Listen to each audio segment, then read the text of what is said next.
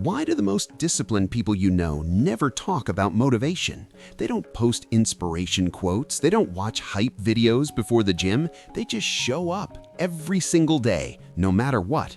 While you're waiting to feel ready, they're already done. You know exactly what you need to do. Hit the gym, build the business, learn the skill, fix the relationship. You've watched the videos, read the books, you have the plan. But here's what actually happens. Monday morning, you're fired up. This is it. This time is different. You make it 3 days, maybe 4 if you're lucky. Then Thursday hits. You're tired. You had a long day. You deserve rest. I'll start again Monday, you tell yourself. I wasted 2 years in this exact cycle. And Monday comes and you do start again with the same energy, the same promises. But by Wednesday, you're done again. It's not laziness. You're not weak. The problem is you're playing a game you can't win. You're trying to build discipline on top of motivation, and motivation is quicksand. Here's why this keeps happening. Every decision you make requires willpower, and willpower is limited. Should I work out today? That question drains you. Do I really need to do this right now? That question exhausts you. You're negotiating with yourself 50 times a day. Gym or couch, salad or pizza, work or scroll, and every negotiation costs energy. By the time you actually need to act, you're already tired from deciding. So you choose comfort. You choose easy. Not because you're lazy, because you're decision fatigued. The successful people you admire, they're not superhuman. They just stopped asking the question. Here's what changes everything. Duty replaces decision. When action becomes non-negotiable, willpower becomes irrelevant. But to understand how this works, you need to see what happened to a 28-year-old from Austin who had all the knowledge and zero follow-through. I wasted 2 years in this exact cycle. Duty replaces decision. Ryan was 28, software engineer in Austin, 6-figure salary, nice apartment, and completely stuck. He'd spent 3 years consuming content, podcasts on the commute, YouTube before bed. He knew about meditation, stoicism, cold showers, journaling, all of it. His notes app had 47 different systems he was going to start Monday, but Monday never came, not really. He'd wake up with intentions, go to bed with excuses. His girlfriend noticed it first. You talk about discipline like it's a philosophy, but you can't even stick to going to the gym for a week. That hurt, because it was true. Ryan had read Meditations by Marcus Aurelius cover to cover, twice. He could quote the passages about duty, about doing what must be done. But knowing and doing are different universes. One Thursday night, Ryan was scrolling Instagram, another fitness influencer, another Find Your Why post. He felt something break inside him. He tried everything. He'd watched every video, read every book. What was he missing? That's when he saw it, a comment on one of those posts. Someone wrote, "Motivation is a scam. Romans didn't wait to feel inspired. They had duty, non-negotiable." Ryan screenshot it. He didn't know why.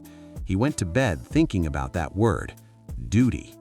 The next morning, something was different. He didn't ask himself, should I work out? He just got up, put on gym clothes, walked to the gym. His brain protested the entire time.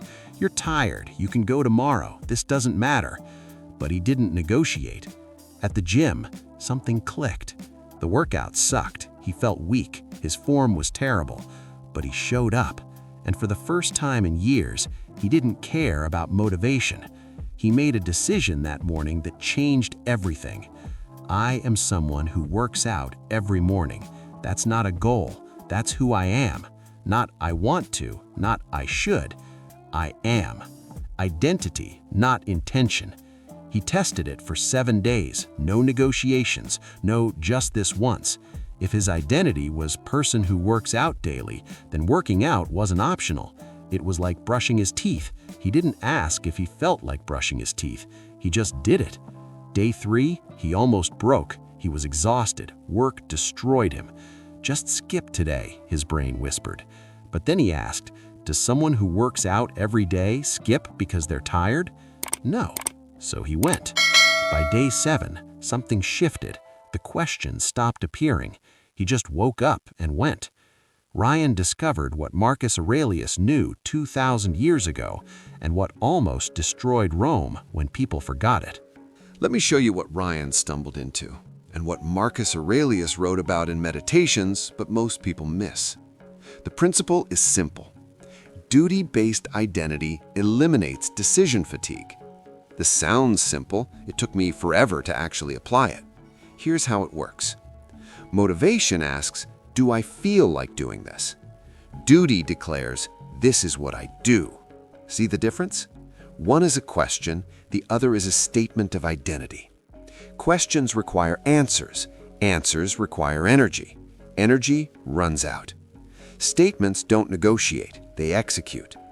Marcus Aurelius led the Roman Empire for 19 years. Wars, plagues, betrayals. He didn't wake up every day feeling inspired to be emperor, but he had duty, and duty doesn't care about your feelings. In Meditations, Marcus writes something that changes everything. At dawn, when you have trouble getting out of bed, tell yourself, I have to go to work as a human being. He's not saying I should. He's not saying I want to. He's saying I have to, because that's what humans do. That's identity. But here's where most people get this wrong. They think duty means forcing yourself to do things you hate. It doesn't. Duty means aligning your actions with your declared identity. If you declare, I am someone who prioritizes health, then going to the gym isn't force, it's alignment. The force only exists when your actions contradict your identity. Ryan figured this out by accident. He stopped saying, I want to get in shape. He started saying, I am someone who works out daily. The first statement is a wish. The second is an identity claim. And identity claims create psychological pressure. When you say, I am X, your brain has two choices: prove it true or suffer cognitive dissonance.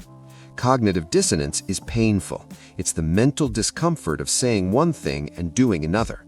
Your brain hates it. So when you declare an identity, your brain will push you to act consistently with it. Not because you're motivated, because inconsistency hurts more than action. This is the secret. The most disciplined people don't have more willpower than you. They've just made action less painful than inaction. How? By building an identity so strong that not doing the thing feels like betraying themselves. Let me break down the mechanism. Step 1. Declare identity, not goal. Wrong, I want to be healthy. Right, I am someone who prioritizes health. Wrong, I should read more. Right, I am a reader. The difference seems small. It changes everything. Step 2. Act from identity, not towards goal. When you act from identity, you're not trying to become something. You're proving what you already are. Ryan didn't go to the gym to become fit. He went because fit people work out, and he declared himself fit, not physically, mentally, as an identity. Step 3. Let discomfort drive you. Here's the part nobody tells you. This doesn't make action easy. It makes inaction painful. When Ryan didn't work out, it created cognitive dissonance. I am someone who works out daily, plus I didn't work out today, equals painful contradiction. His brain hates contradictions, so it pushed him to act. Not through motivation, through the need to resolve internal conflict. Step 4. Compound identity through consistency. Every time Ryan acted from identity, he reinforced it. Every workout proved I am someone who works out daily. Every time he showed up, the identity got stronger. After 30 days, the identity was so strong that skipping felt impossible. Not because he loved working out, because skipping would mean he lied about who he was, and that's more painful than any workout. Marcus Aurelius understood this 2,000 years ago. He wrote, "Waste no more time arguing what a good man should be one." He's saying stop debating, declare identity, and act from it. But here's the danger. If you just copy this system without understanding the foundation, it collapses. Because there's one element Ryan almost missed, and it's the element that separates people who sustain this from people who burn out. You might be thinking, this sounds like just forcing yourself with extra steps. It's not, and here's why that matters. The missing element is this. Your identity must be self-chosen, not imposed. This is critical. If someone else tells you you should be a person who works out, that's external pressure. External pressure creates resistance. But if you declare, I am a person who works out, that's internal commitment. Internal commitment creates alignment. Ryan discovered this on day 12. He woke up sick, fever, body aching, mind foggy. Everything in him said, rest today. And here's where the system could have broken him. If he forced himself to the gym out of obligation, he'd build resentment. But he didn't. Instead, he asked, what does someone who prioritizes health do when sick? Answer, they rest strategically. He didn't go to the gym that day, but it wasn't a break in identity. It was an expression of identity. Someone who truly values health doesn't destroy their body to maintain a streak. They rest when rest serves the identity. See the difference? Duty isn't blind obedience, it's aligned action. You're not a slave to the routine. You're the authority who decides what serves your declared identity. This distinction saved Ryan from burnout, and it's what saves Stoic philosophy from becoming toxic productivity. Marcus Aurelius rested, he strategized, he withdrew when needed, but he never abandoned his duty as emperor. Because duty isn't about never stopping, it's about never quitting. Stopping is strategic. Quitting is betrayal of identity. After 30 days, Ryan was different. Not because he looked different, he did, but that's not the point. He was different because the internal narrative changed. Week 1, I should work out. Week 2, I am working out. Week 4, I work out.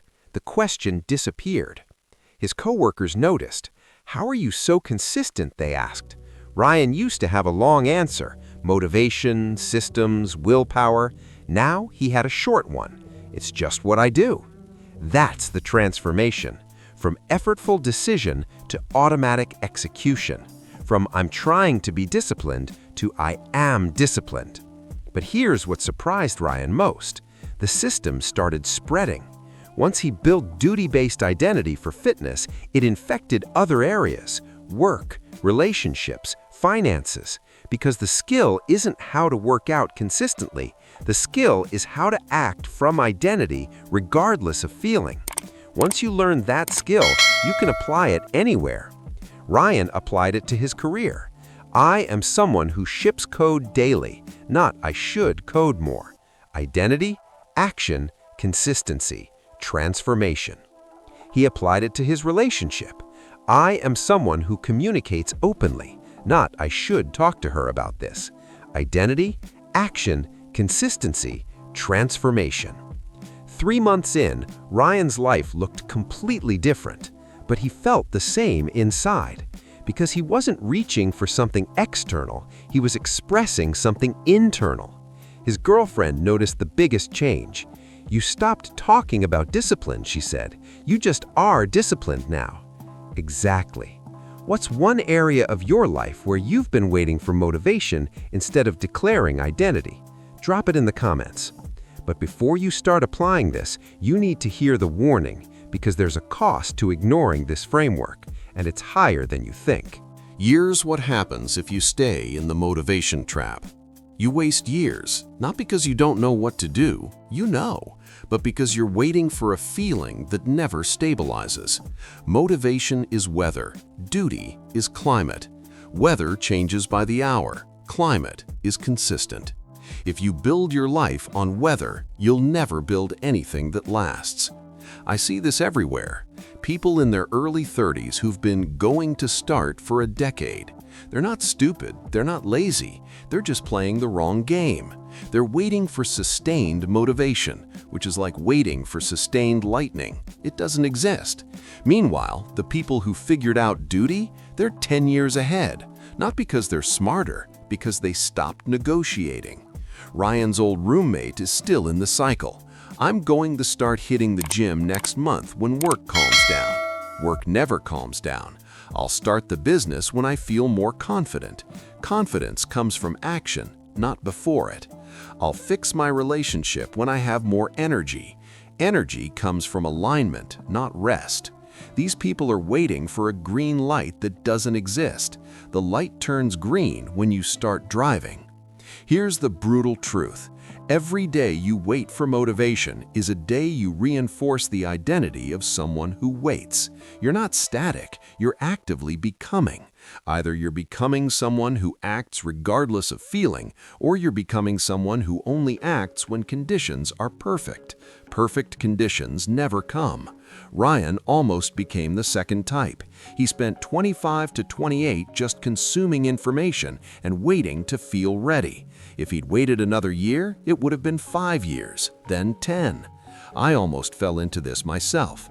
I know what happens when you believe the lie that motivation will eventually stick. It doesn't stick. It evaporates. And while it evaporates, your life stays exactly the same. Same job you hate, same body you're ashamed of, same relationships that drain you.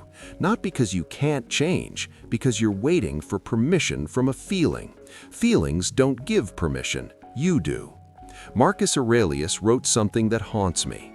You could leave life right now. Let that determine what you do and say and think. He's saying time is running out. Stop waiting. Every day you delay acting from duty is a day you'll never get back. You think you have time. You don't. 28 becomes 35. 35 becomes 45. And you look back at all the years you spent waiting to feel ready. Don't let that be you. So if motivation doesn't work and you can't just force yourself forever, what actually works? Here's the exact system. Let me give you the framework Ryan used, the one I use, the one that actually works. 30-day identity shift protocol. This isn't theory, this is execution. Week 1. Declare one identity. Pick one area, not 5, 1. Fitness, career, learning, relationships, 1. Then write this sentence. I am someone who works out every morning. I am someone who writes 500 words daily. I am someone who calls family weekly. Simple, specific, present tense. Not I will be, not I want to be. I am. Week 2. Act from identity, no exceptions. For 7 days, act as if this identity is already true. Don't ask should I, just do it. Your brain will protest, ignore it. You declared who you are, now prove it. Every single day, no negotiations, no just this once. Week 3. Reinforce through consistency. By day 14, the identity starts to solidify. Your brain begins accepting, this is who I am. Keep going, no breaks, no exceptions. Consistency is the only argument your brain understands. Week 4, expand identity. By day 21, the action feels less effortful, not because it's easy, because it's automatic. Now you can add a second identity-based action or deepen the first one, but only after 30 days of consistency on the first. Critical rules. Rule 1, start small. Don't declare, I am someone who works out 2 hours daily. Start with, I am someone who works out 15 minutes daily. Identity compounds. Start small, build up. Rule 2, identity over outcome. Don't focus on losing 20 pounds. Focus on being someone who moves daily. The outcome follows identity, not the reverse. Rule 3, strategic rest doesn't mean breaking identity. If you're truly sick, rest. But ask, what does someone with my identity do when sick? Answer from identity, not from excuse. Rule 4, track identity, not motivation. Don't ask, am I motivated today? Ask, did I act from my identity today? Simple yes-no. Track it. 30 yeses in a row means new identity established. Ryan did this for fitness, then career, then relationships. Within 6 months, his entire life transformed, not through motivation, through identity. Marcus Aurelius did this for 19 years as emperor. Every morning, I am emperor. This is what emperors do. Even when he didn't want to, especially when he didn't want to. Duty over desire, always. You can do this. You don't need more knowledge, you have enough. You don't need more motivation, it's never coming. You need to declare who you are and act from that declaration every single day until your brain has no choice but to accept it's true. If you keep waiting for motivation instead of building duty, this channel is for you. We turn ancient Stoic wisdom into fixes for modern life. One powerful idea per video, no fluff, just what works. If that's what you need, subscribe. More coming this week. Remember, motivation is a feeling. Duty is identity. Feelings change. Identity doesn't. Start tomorrow morning. Declare one identity. Act from it for 30 days. No negotiations, no excuses. And watch what happens when you stop asking, should I, and start living, I am. If you keep waiting for motivation instead of building duty, this channel is for you.